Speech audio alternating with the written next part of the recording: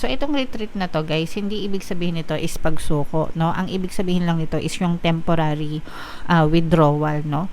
So, minsan, syempre, may mga bagay na nagaganap sa buhay natin, di ba? May mga goals tayo, may mga desires tayo, pero minsan may mga blocks yan, madadapa tayo, di ba? Mayroong mga pagsubok, may mga challenges, hindi siya dire-diretso, hindi siya smooth, no? Yung mga travel natin, yung mga journey natin sa buhay.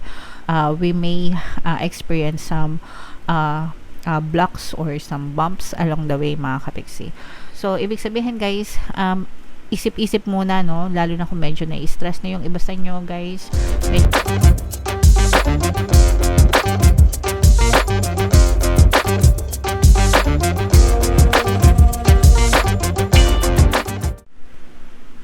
Hello guys, hello Aries, welcome back to Pinoy Pixie Tarot. Ang pamagat ng episode natin for tonight is OOTM, Oracle of the Month, mga kapiksi, para ngayong July, para sa Aries, Sun, Moon, Rising, Sign, and Venus. So, meron tayong tatlong set ng decks dito, guys. Ito yung para sa spiritual message nyo, ito yung para sa life messages, and ito naman yung para sa love life, mga kapiksi. Kung ano na lang yung makaresonate sa inyo, guys, take that message, no? Kasi hindi lahat ng mensahe ay magre-resonate, mga kapiksi. Unahin natin tong deck na to para sa inyong spiritual message, guys. So, wow, we have deserve, mga kapiksi, no? So, close up natin, guys, para makita nyo. Your emotions act like magnets, attracting situations that mirror those emotions. If you want to improve your relationships, behave toward others in the way that you would like them to behave toward you. So, hindi lang ito sa relationship, guys, no? Actually, in anything, mga kapiksi, no? Yung emosyon natin, yun yung vibrational. Ganito yan, guys, explain ko lang na maayos. Yung emosyon natin, sumusunod yan sa pattern of thoughts natin, okay? So, ibig sabihin, kung ano yung nararamdaman natin, yun yung iniisip natin. So, let's say for example, malungkot ka. Ba't ka malungkot? Kasi nag-iisip ka ng mga malulungkot na bagay, nakakaiyak na bagay, di ba? Nanonood ka ng nakakaiyak, diba? So, malungkot ka. And kapag maganda naman yung iniisip mo, masaya yung iniisip mo, syempre, yung emosyon mo, masaya din, okay? And kung ano yung vibrational na emotions mo, yun din yung vibrational na na-attract mo sa iyong quantum bubble, mga kapiksi. Yun yung nangyayari sa iyong physical reality, okay? So, yun yung ibig sabihin nun, guys, no? So, kung gusto mo mag-improve yung relationship mo, hindi lang sa relationship, mag-improve yung buhay mo, mga kapiksi, kailangan mag-improve yung emosyon mo, and para mag-improve yung emosyon mo, kailangan improve mo kung ano yung pattern of thoughts mo. So, in short, yung isip natin, yun yung root cause. Nandun yung root cause, mga kapiksi, no? Dun sa isip natin, guys, no? So, that is why palagi natin sinasabi sa inyo, mga kapiksi, na think positive, okay? Think positive, hindi lang para i-motivate kayo, pasayahin kayo, ganyan, palakasin loob nyo. It's more than that, guys, no? Kasi nga, yung emosyon, yung isip nyo, kung ano yung iniisip nyo, inaapektuhan yung emosyon nyo, inaapektuhan yung vibrational frequency nyo, mga kapiksi. Okay? So, nagets nyo na ba, mga kapiksi? That's why it's very important to think positive always, guys. And definitely, magre-reflect yan pabalik sa inyo lahat ng iniisip nyo, lahat ng nararamdaman nyo, magre-reflect pabalik sa inyo from your physical world. Okay? So, comment down below, guys, if naintindihan nyo and magnenega pa ba kayo, guys? Syempre, hindi na. Knowing na ganyan, diba, naintindihan nyo na. So, syempre, matakot na kayo magnega, mga kapiksi, no? Dapat palagi lang tayong positive, guys. Okay? Alright. So, yeah. Tingnan naman natin yung sa live messages, guys. Habang sinashuffle ko to, panoorin nyo muna yung video natin regarding sa ating paano mag-manifest ng abundance video course. Kapiksi, sawa ka na ba sa mga struggles at hirap sa buhay mo? Masipag ka ba at masikap sa buhay ngunit hindi ka pa rin umaasenso? Ilang beses ka na bang nag-attempt magnegosyo at mag-invest pero palagi ka pa rin nalulugi? Sa pagkakataon na ito ay maaaring may subconscious beliefs ka na nagiging balakid sa iyong pag-unlad at pagyaman. Introducing, paano mag-manifest ng abundance video course. Dito ay matututunan mong ma-overcome ang mga balakid mo para tuluyan ka ng umunlad, umasenso, sumagana, maging matagumpay, successful at maswerte sa iyong kabuhayan, pera, trabaho, negosyo sa lapi at kaperahan ng bonggang-bongga. Dali, mag-send na ng email sa pinoypixietarot@gmail.com At simulan na ang iyong pagyaman ngayon. Alright, so sa lahat ng gusto mag-avail ng course guys, naka-flash sa screen nyo. Una, meron tayong paano mag-manifest ng abundance video course. Meron din tayong paano mawala ang third party at magkaroon ng harmonious na relationship. And meron din tayong paano pabalikin si ex-device breakup. So sa mga interesado guys, mag-send lang kayo ng email sa pinoypixitaro@gmail.com. So, ito yung ating live messages naman mga kapiksi. Meron tayong retreat at saka meron tayong influence. So, itong retreat na to guys, hindi ibig sabihin nito is pagsuko, no? Ang ibig sabihin lang nito is yung temporary withdrawal, no? So, minsan, syempre may mga bagay na nagaganap sa buhay natin, di ba? May mga goals tayo, may mga desires tayo, pero minsan may mga blocks yan. Madadapa tayo, 'di ba? Mayroong mga pagsubok, may mga challenges, hindi siya dire-diretso, hindi siya smooth, no? Yung mga travel natin, yung mga journey natin sa buhay. We may experience some blocks or some bumps along the way, mga kapiksi. So, ibig sabihin guys, isip-isip muna, no? Lalo na kung medyo na-stress na yung iba sa inyo, guys.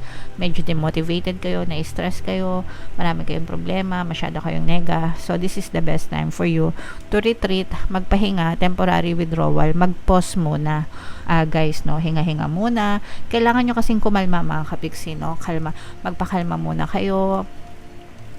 Tapos habang nagpapakalma kayo, habang nagre-relax kayo, i-assess nyo din, no? Yung mga sarili nyo, ito pa ba talaga yung gusto ko? Handa pa ba ako na ipaglaban ito?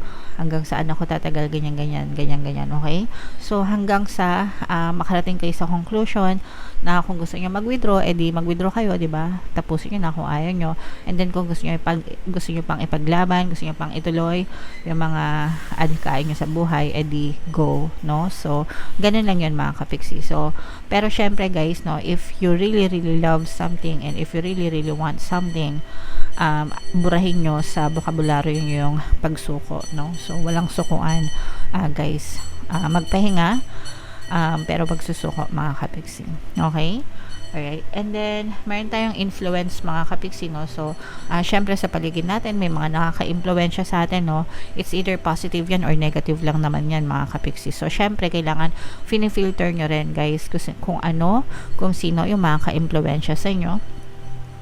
Para syempre para sa ikabubuto nyo guys, 'di ba? Kaya nga 'di ba merong kasabihan na tell me who your friends are and I'll tell you who you are, 'di ba? Kasi ibig sabihin kung sino yung mga friends mo, usually kung ano yung mga habits nila, mga ugali nila, mga patterns nila, ganun ka rin. Kasi hawa-hawa yan 'di ba? So parang domino effect. Kaya dapat pinipili nyo guys kung sino yung nasa paligid nyo, sila yung makaka-impluensya sa inyo.